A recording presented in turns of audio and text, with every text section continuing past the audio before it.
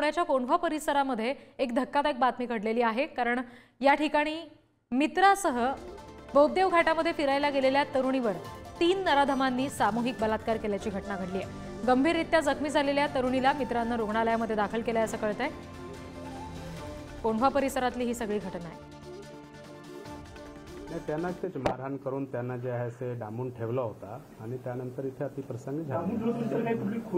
नाही खोली नाही, तिथेच त्यांना त्यांचे शर्ट वगैरे हे करून शर्ट बेल्ट हे करून बांधून ठेवलेलं होतं।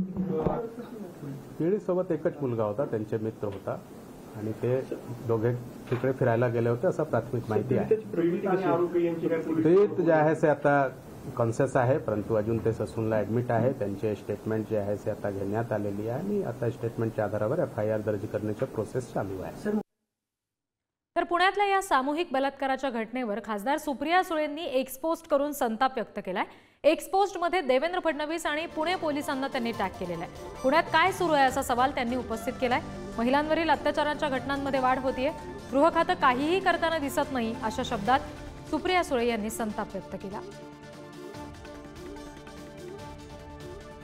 काय म्हटलंय त्यांनी आपल्या पोस्टमध्ये बघूयात। अतिशय संतापजनक, पुण्यात हे काय सुरू आहे? बोगदेव घाटात एका मुलीवर सामूहिक अत्याचार झालाय।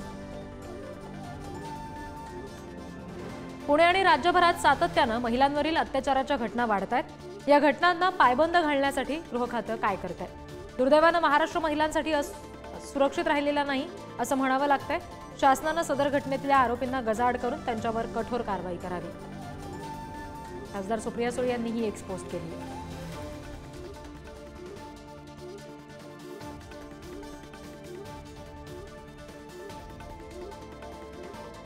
या सगळ्या संदर्भात अंबादास दानवेंनी सुद्धा प्रतिक्रिया दिलेली आहे, बघूया। सावित्रीबाई फुलेंचा, जिजाऊचा, अहिल्याबाई होळकरांचा महाराष्ट्र आहे आणि या ठिकाणी महिलांवर अत्याचार ही गोष्ट अतिशय लाजिरवाणी, किळसवाणी आहे।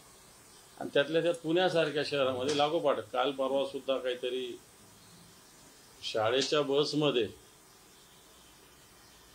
जो चालक आहे त्यांनीच विद्यार्थिनीवर अतिप्रसंग करण्याचा नव्हे, काही दिवस सातत्यानं तो करत आलेला आहे।